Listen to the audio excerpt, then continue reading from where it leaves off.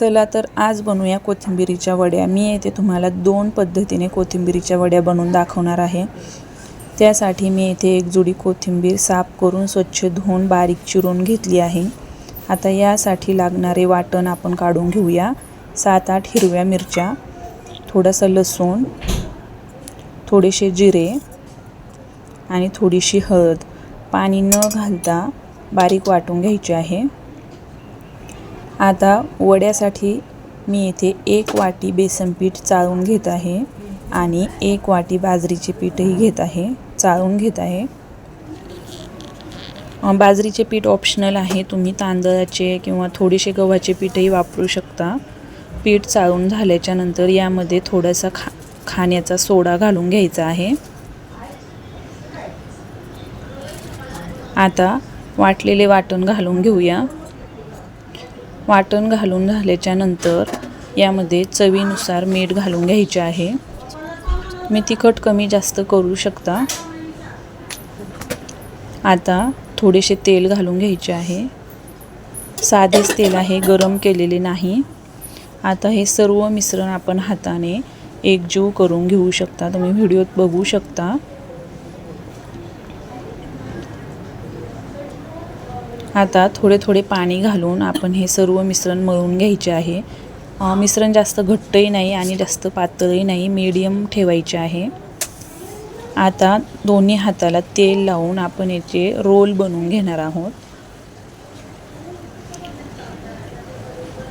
तुम्ही बघू शकता व्हिडिओमध्ये मोठे मोठे रोल बनवून घेतले आहेत। आता एका कढईमध्ये थोडेसे पाणी ठेवून पाण्याला उकळी आली की चाळण्याला थोडेसे तेल लावून आपण हे रोल वाफवून घेणार आहोत।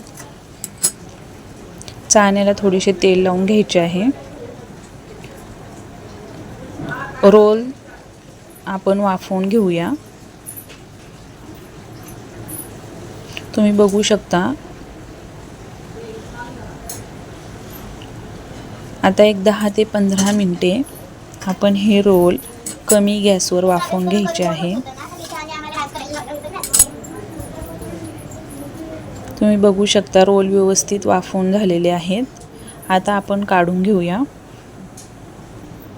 थोडेसे थंड झाले की आपण याच्या वड्या कापून घेणार आहोत। वड्या कापून झाल्या की आपण या तळून घेणार आहोत। चला तर मग वड्या तळून घेऊया। कमी गॅसवर तळून घ्यायच्या आहे। दोन्ही साईडने व्यवस्थित लाल झाल्या की आपण वड्या काढून घेणार आहोत। चला तर आता आपण बघूया दुसरी पद्धत।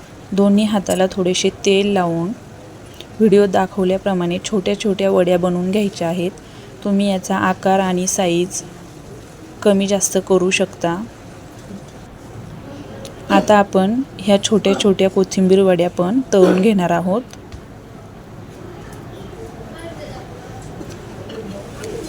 एक 5 ते 7 मिनिटे आपण या वड्या तळून घेणार आहोत। कमी गॅसवर तळून घ्यायचे आहे। मस्त लाल रंग आला की आपण या काढून घेणार आहोत।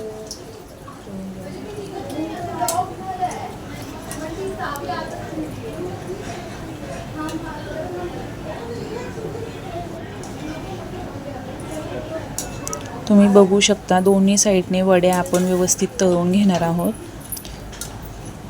छान लाल रंग आला की वड्या काढून घ्यायच्या आहेत। तुम्ही या वड्या पुदिना चटणी सोबत, सॉस सोबतही खाऊ शकता आणि दोन्ही वड्यांची टेस्ट पण वेगळी वेगळी लागते। एकदा नक्की ट्राय करा।